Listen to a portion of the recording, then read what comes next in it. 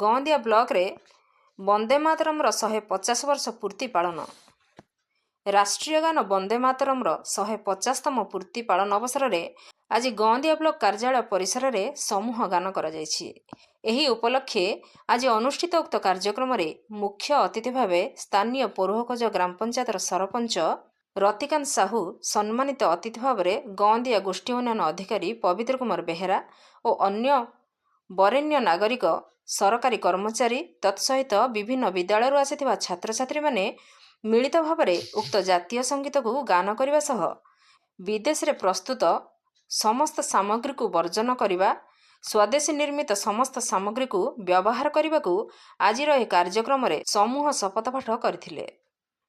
ଢେଙ୍କାନାଳରୁ ସୌମ୍ୟରଞ୍ଜନ ମହାନ୍ତିଙ୍କ report, Nagaraj news.